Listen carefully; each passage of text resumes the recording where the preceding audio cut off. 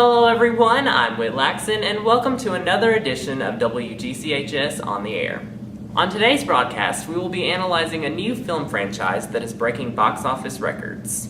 We will also have a sports report on our school's tennis team. Plus, we will be looking into a local therapeutic horse riding center as well as putting rumors regarding this year's prom to rest.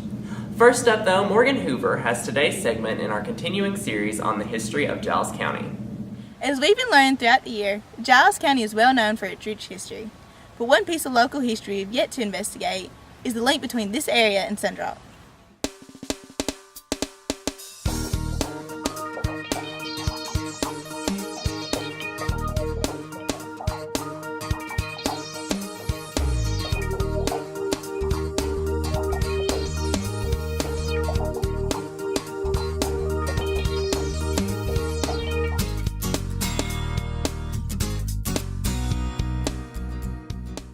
To find out just why exactly this region of southern Tennessee is known as Sundrop Country, we visited our town's local Sundrop plant and office to speak with former owner Glenn Gordon and current sales manager Bobby Hawley. It was the first introduced in the South. This particular area was the first area that Sundrop was introduced in. This plant and one in Decatur, Alabama, were the only two plants in this area that introduced Sundrop. It had Sundrop to sell. It was developed in St. Louis by a chemist. His name was Charlie Lazua. I started working at Sundrop in 1960. Sundrop in Giles County was kind of like a stepchild. We didn't get much respect. And it continued that way. There was gradual growth in the 60s, but the real growth came beginning in the middle 70s. If you're going to grow, you need to market younger people, teenagers, younger people.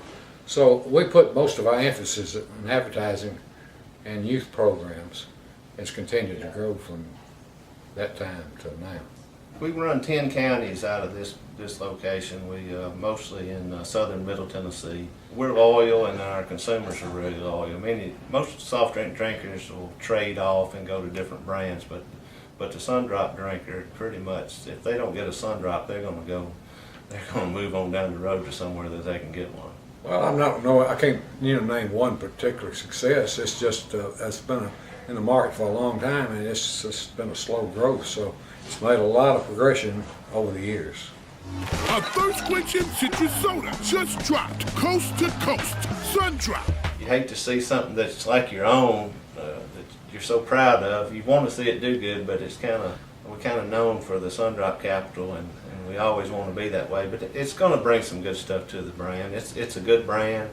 They've got a 5-year program that they're going to go with nationally to promote it with advertising, MTV. Had a lot of good feedback on the commercials, and I think it could do really well nationally. Even though Sundrop is a nationwide product, we Giles County citizens will always be proud to call our hometown area Sundrop Country. Reporting for WGCHS, I'm Morgan Hoover. Alright, thanks Morgan. And now we have a report from Aaron Cooper, who has recently been investigating the many rumors involving this year's prom. Prom. It's a night when memories are made. But this year, rumors have been flying and questions have been raised regarding the big night. I thought it was kind of confusing, or I know a lot of people found it confusing that they didn't want us to leave after walkout. But I kind of understand since so much hard work is being put into it. Well, our idea, this is not my first prom, and in the past we've always had a very short prom. It was mainly focused just on walkout, and then every year they always say, we're going to stay, but they don't. And that's very disheartening to someone like me who attended a real prom where you go in and you dance and you enjoy the time that you have with your friends for that last big party, as we call it. I heard that we were going to walk out in the gym, but then Coach Cardinlight notified me that that was not true.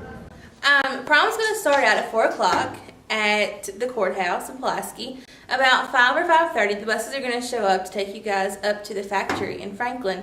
And then about 11:30, we're hoping to be back in Pulaski. We're going to some CMT place where famous people hang out.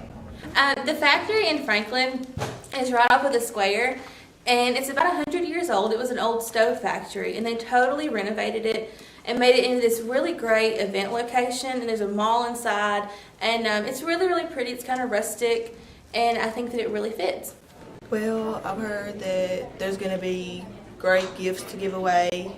The theme is Las Vegas, so of course it sounds like it's going to be fun. We have casino tables coming in to do poker and roulette, which will be great fun. We're also offering prizes, door prizes, things that they could use for college, things they could use for next year.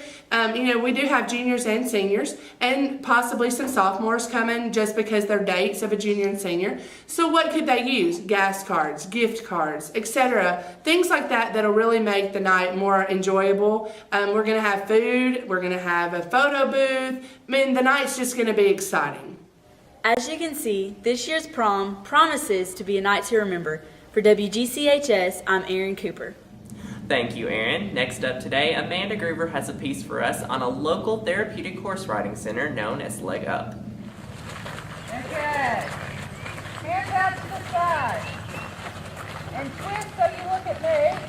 Leg Up Therapeutic Riding Center is a stable designed to help people with disabilities through horsemanship. Our mission statement is to enhance the lives of individuals with disabilities using horses as the primary activity. Leg Up was created by Miss Becky McManus in 2007 and now has over 100 volunteers and almost 20 students. And when they come to the center, they work with a team, but they work with other volunteers as leaders and sidewalkers, and as they go through the lesson, they interact with them in a variety of different ways, and it just allows them to broaden that range of social interactions. And I think anybody that works with horses at all end up having an emotional bond. They're always communicating with us, and if we learned how to understand how they're talking with nonverbal communication, it just all of a sudden you feel like you have a mental telepathy with them, and our riders get that also. It is a full-time job for probably about 2 or 3 people, but and then it requires at least 30 to 40 volunteers to come in and help support riders during lessons. We are an all-volunteer organization. We don't have any paid staff at this point, and we have over 60 volunteers that help us out. Sometimes they help us out on a regular basis every week, and other people are able to come, once or twice a month, and others do it when they can manage a little extra time. As you can see, Leg Up is dedicated to helping disadvantaged people become more social and confident while enjoying horses. Reporting for WGCHS, I'm Amanda Groover. Thanks, Amanda. Now we'll head to Callie Edwards for today's sports report. On today's episode, we will be taking an inside look at the GCHS tennis team. The tennis team is frequently overlooked at Giles County High School, but they have shown vast improvement since the team's inception. We talked to some players to find out what it's like to be a player on the GCHS tennis team. I got started playing tennis when I had Coach Hayslip for honors geometry my sophomore year. Me and him just sat around and talked about it, and it sounded really fun, so I wanted to try it out, and I ended up liking it. I became interested in tennis because my uncle and my dad and my mom played it, so when I heard that there was a team, I just joined. The hardest part about playing tennis is probably the fact that not only do you have to be physically capable to keep up, but you also have to be mentally capable. You have to think, how are they going to hit the shot? How am I going to hit it? Is it going to be forehand or backhand? So on. My favorite part about tennis is just competing and playing another sport, because I really do love sports, and it's actually very fun and it's very gentleman and ladylike. Meeting new people, it's really fun. And when you get to play somebody new, it's not like playing somebody that's on the team that you already know how they're going to play. You have no idea of their playing style, so it's a learning experience as well. We also talked to Coach Hayslip about his role with the tennis team. Well, as coach, a lot of the things that you need to deal with are on more of a administrative level, dealing with making sure you have the schedule worked out, working with court availability, as well as organizing and submitting things to the TSSAA. As far as at practice, that's where the fun begins, because that's where you get to evaluate and work with players, hopefully to maximize their potential each year. Yeah, obviously you would not want to try to become a number 1 seed if you started out as a number 8 seed on your team. That's probably an unrealistic expectation within a single season. But you obviously want to be working toward that in the future. What are some strengths of the tennis team? Well, our team this year is extremely strong in a lot of ways. We have a lot of really talented athletes, as well as a lot of extremely intelligent ladies and gentlemen playing. It is a sport of ladies and gentlemen, and I am thrilled not only with the academic and athletic ability, but also just the general character of the individuals on the team. I will say that while we have some seniors, as well as some underclassmen, our strength is predominantly in their junior class this year. So I look for us to not only have a good season this year, but also next year with a lot of seniors on board. What are some of your goals for the tennis team? Glad you asked. One of the big goals is for us to be on one side of the court, to hit the ball so that it goes over the net into the legal field of play and past them. So that's a primary goal. The more you do this, the more points you score. The more points you score, the more games you win. If you win a lot of games, you win your match. A lot of match wins leads to a lot of success, and that's what I'm looking for this year. Our boys in particular, we don't have a full girls roster with some injury issues and whatnot, but with our boys, I really would like for us to make the top 4 mix and at least compete for the district title this year. And if not win it this year, certainly that's our objective next year. We would like to thank Coach Hayslip and the tennis team for giving us more information on what they do. Reporting for WGCHS, I'm Callie Edwards. Thank you very much, Callie. Finally today, here's Mary Beth Bailey with our report on a movie that brought in over $155 million at the box office this past weekend.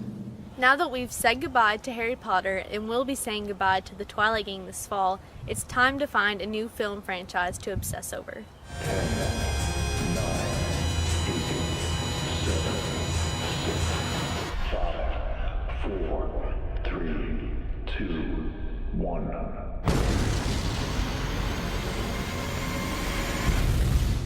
Based on the best-selling novel by Suzanne Collins, the newly released big screen adaptation of The Hunger Games depicts the idea of a futuristic, broken society whose leaders find entertainment in a brutal, televised fight-to-the-death competition.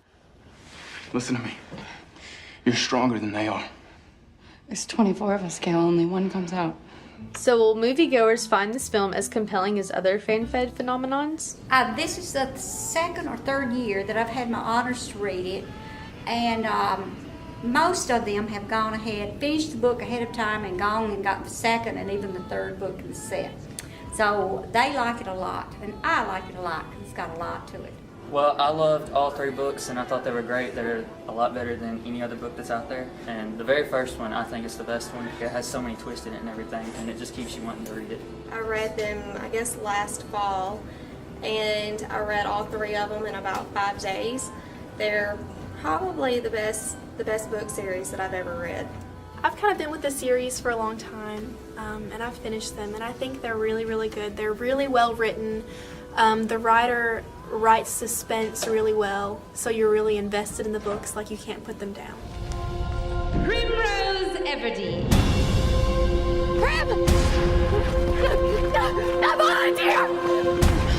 I volunteer as tribute! I've only finished the first book, but I'm reading the second one right now, and so far I really love the series. I was very surprised. I wasn't sure that I would like it because it was futuristic and somewhat gory at times, but it has such a personal story with it that I really enjoyed it, and am now working on the 3rd novel. The movie couldn't come out at a better time. We have finished the book, so I can't wait to see it.